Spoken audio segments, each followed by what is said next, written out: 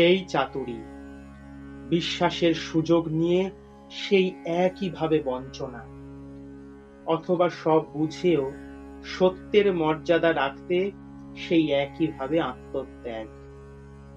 আর তাই বোধহয় হেসে ওঠেন দৈত্যপতি বল। তাঁর সেই উচ্চ হাসি কানে যেতে চমকে ওঠেন বিষ্ণু। ভাবেন, তবে কি ধরা পড়ে গেছেন তিনি? তাঁর এই বৃদ্ধের ছদ্মরূপ কি তাহলে ফাঁকি দিতে পারেনি দৈত্যরাজকে? তবে কি ব্যর্থ হবে শঙ্করের মোহিনী মন্ত্র? সিদ্ধ হবে না কাজ? বৃদ্ধরূপী বিষ্ণুর মুখে চিন্তার কুটিল রেখা। সেই সময় তাকে আশ্বস্ত করতে বলে ওঠেন দৈত্যপতি বল, বৃদ্ধ, আপনার প্রার্থনা মঞ্জুর। যা চেয়েছেন আপনি তা পাবেন। দেবতা এবং আপনার যজ্ঞের জন্য দান করলাম আমার এই দেহ। পূর্ণ হোক আপনাদের বাসনা। আর ছদ্মবেশ নয়। বিষ্ণু এবার স্বমূর্তিতে মুহূর্তে হাতের সুদর্শন চক্র দিয়ে দ্বিখণ্ডিত করেন দৈত্য বলকে। আর বলও তাঁর ওই দৈত্য শরীর ছেড়ে দিব্য বেশে হলেন দুলোকবাসী। আর তাঁর অঙ্গ প্রত্যঙ্গ পরিণত হল হীরা, চুনি, পান্না ইত্যাদি মহামূল্যবান রত্নে। দৈত্য দেহ হল রত্নাকর। দেবতারা তখন উল্লসিত। বিনা যুদ্ধেই যে কার্যসিদ্ধি হবে এ কথা ভাবতে পারেননি। তাই আনন্দে তাঁরা আত্মহারা। আর পাতাল নয়, আবার হবেন তাঁরা স্বর্গবাসী। কম দিন তো নয়, দৈত্যপতি বল যে তাদের পর্যুদস্ত করতে পারে এটি ছিল দেবতাদের চিন্তারও বাইরে। আত্মতুষ্টি তাদের করে তুলেছিল অলসভোগী। তাই দৈত্য বলের কাছে তাঁরা হার মানলেন সহজেই। স্বর্গ ছেড়ে যেতে হলো পাতালে। এমনটা বারবারই হচ্ছে, যেন নাগরদোলার ঘুরপাক। সুখ আর দুঃখ বারবারই আসে ঘুরে ফিরে, তবু শিক্ষা হয় না। সুখের দিনে সব ভুলে ফের অতলে তলিয়ে যাওয়ার মতো আচরণ। দৈত্যপতি বল কিন্তু নিলেন অন্য পথ। আত্মসুখের জন্য বিলাস ব্যসনের পথে না গিয়ে তিনি করেন ধর্মাচরণ। তিনি বলবান, তিনি সাত্ত্বিক, তিনি নীতিজ্ঞ। আর সে কারণেই তাকে স্বর্গচ্যুত করা দেবতাদের পক্ষে কঠিন হয়ে উঠল। বিমর্ষ দেবতারা শরণ নিলেন দেবগুরু বৃহস্পতির। বৃহস্পতি কিন্তু তাদের খুব আশার কথা শোনাতে পারলেন না।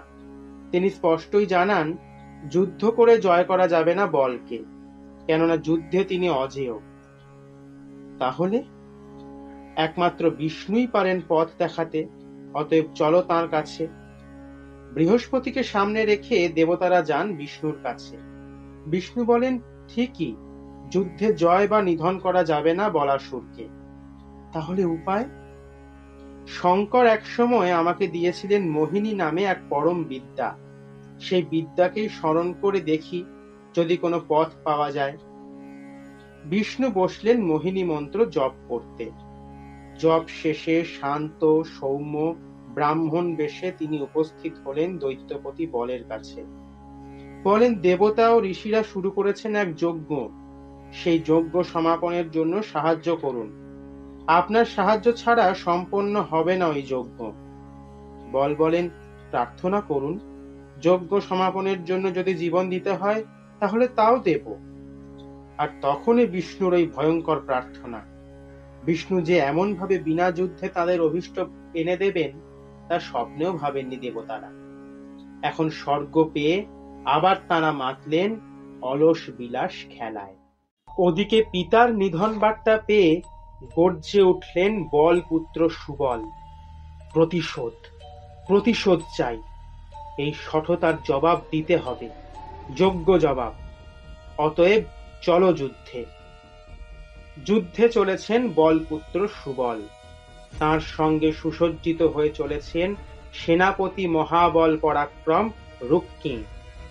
বহুবারই বিষ্ণু ও বাসবকে পরাজিত করেছেন রুক্মিণী, কিন্তু দেবরাজ একবারও পরাজিত করতে পারেননি তাঁকে। সেই রুক্মিণীর সঙ্গেই রয়েছেন শঙ্খাসুর, দুন্দুভি দানব এবং আরো বহু দৈত্য দানব অসুর।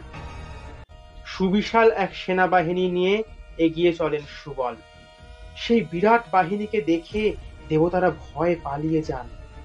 দেবতাদের পালিয়ে আসতে দেখে দেবরাজ নিজেই এগিয়ে আসেন ঐরাবতে চড়ে। ইন্দ্রকে দেখে অনুপ্রাণিত হয়ে ছাগবাহন অগ্নি, মহিষবাহন যম, মৎস্যবাহন বরুণ, কৃষ্ণসার মৃগবাহন বায়ু, কামাচারী বিমান আরোহী কুবের প্রমুখ এগিয়ে আসেন। তাদের দেখে উজ্জীবিত দেবসেনারাও সহর্ষে ধেয়ে যান দৈত্য সেনাদের দিকে। দেবতাদের এগিয়ে আসতে দেখে দানবরাজ সুবল তাঁর ধনুকে টঙ্কার তুললেন, আর সেনাপতি রুক্মী ভয়ঙ্কর এক শূল নিক্ষেপ করেন অগ্নিকে লক্ষ্য করে। কিন্তু অগ্নি প্রদীপ্ত এক শক্তি নিক্ষেপ করে প্রতিহত করলেন শূল। শুধু তাই নয়, সেই শক্তি বিনষ্ট করতে থাকে অসংখ্য দানব সৈন্য। কিছুটা ভীত রুক্মী এবার নিক্ষেপ করেন শিলাময় এক শক্তি। সেই শিলা শক্তির আঘাতে ভেঙে খান খান হয়ে যায় অগ্নির শক্তি। ক্রুদ্ধ অগ্নি এবার ঝাঁপিয়ে পড়েন মুদগর হাতে। শিলা শক্তিকে নিষ্ক্রিয় করে সেই গদার আঘাতেই বধ করেন রুক্মীকে। রুক্মীকে নিহত হতে দেখে এগিয়ে আসেন শঙ্খ, কিন্তু তাকে সরিয়ে দিয়ে আক্রমণের নেতৃত্ব নিজেই হাতে তুলে নেন দুন্দুভি। শঙ্করের শূলের চেয়েও ভয়ঙ্কর এক শূল নিক্ষেপ করলেন ইন্দ্রের দিকে। ইন্দ্র সেই শূলকে ঠেকাতে বজ্র ছুঁড়লেন, কিন্তু ব্যর্থ হলো তা। বজ্র ব্যর্থ হতে ইন্দ্র বৃহস্পতিকে সঙ্গে নিয়ে শরণ নিলেন বিষ্ণুর, বললেন তাকে সব। বিষ্ণু শুনে বললেন, দেখো ইন্দ্র, একমাত্র পরমা আদ্যা শক্তি তোমাকে ত্রাণ করতে পারেন। তিনি ছাড়া এই জগতে আর কেউ এই দৈত্যদের বধ করতে পারবে না। তাই তোমরা শঙ্করকে তুষ্ট করে যদি সেই সর্বকল্যাণময়ী মহাপ্রকৃতির আশ্রয় নিতে পারো, তাহলেই তোমরা এই বিপদ থেকে রক্ষা পাবে, দূর হবে তোমাদের এই দানব ভীতি। বিষ্ণুর কথায় বৃহস্পতির পৌরোহিত্যেই ইন্দ্র এবং অন্যান্য দেবতারা শঙ্করের স্তুতি করতে থাকেন। তুষ্ট মহাদেব বর দেন তাদের অসুর দলনের, সেই সঙ্গে আহ্বান করেন অষ্টবিদ্যা সমন্বিতা পরমা শক্তিকে। দেবী আবির্ভূতা হলে শঙ্কর তাঁকে বলেন, তুমি সুবলাসুর প্রভৃতিকে সংহার করো। সেই কথা শুনে দেবী হেসে বলেন, আমি তো তাদের আগেই মেরে রেখেছি, তাই ভয় নেই, অভীষ্ট পূরণ হবে দেবকুলের। দেবী বললেন, ওই অসুরকে অস্ত্রাঘাতে বধ করা যাবে না, তাই এবার আমি ভিন্ন মূর্তিতে ভিন্নভাবে বধ করব ওই দুষ্টকে। বলতে বলতে দেবী নিলেন এক বৃদ্ধার রূপ। শীর্ণা, মাংসহীন, বিবর্ণ ওষ্ঠ, কোটরগত চোখ, বিভৎস রূপ নিলেন দেবী। বয়স আর রোগের ভারে তিনি যেন ঠকঠক করে কাঁপছেন। সেই রূপেই ক্রৌঞ্চ নামে এক মহাদ্বীপে সুবিশাল দ্রোণ পাহাড়ের গুহায় অবস্থান করতে থাকলেন অষ্টবিদ্যাকে সঙ্গে নিয়ে। ওদিকে দানবপতি সুবল খবর পেলেন দেবতারা রয়েছেন দ্রোণ পাহাড়ে, তাই দেব নিধনে তিনি ছুটলেন দ্রোণ পাহাড়ের দিকে। কিন্তু যাওয়ার পথে দানব সেনাপতি সরভ দেখেন পথ জুড়ে রয়েছে এক বৃদ্ধা। কিছুটা কর্কশ স্বরে সরভ বলে ওঠেন, ওঠো বৃদ্ধা, পথ ছাড়ো, না হলে আমার এই সেনাদের পায়ের চাপে তুমি মারা পড়বে। বৃদ্ধা কিন্তু বলেন, আমি তো সরতে পারি না, আমি যে দানব সহবাসের বাসনা করেছি। এমন অদ্ভুত কথায় বিস্মিত সরভ ক্রুদ্ধ চোখে তাকান বৃদ্ধার দিকে। বৃদ্ধা কিন্তু বিচলিত না হয়ে বলেন, দেখো, একটা কথা বলি, আমাকে ঘৃণা করলে তার ফল কিন্তু ভালো হবে না, তাই বলছি ঘৃণা না করে আমার বাসনা পূর্ণ করো, তারপর যাও যেখানে যাচ্ছিলে। বৃদ্ধার সেই কথায় তপ্ত খোলায় খই ফোটার মতো রাগে ফুটতে থাকেন সরভ। বুড়িকে শিক্ষা দেবার জন্যেই রথ থেকে নেমে ওই বৃদ্ধাকে টেনে হিঁচড়ে পথের ধারে ফেলে দিতে যান। কিন্তু দানব সরভ দেবীর হাত ধরার সঙ্গে সঙ্গে যেন তড়িতাহত হলেন।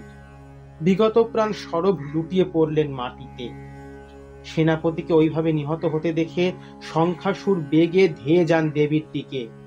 কিন্তু দেবীর কাছে যাওয়ার আগেই নিহত হন তিনি।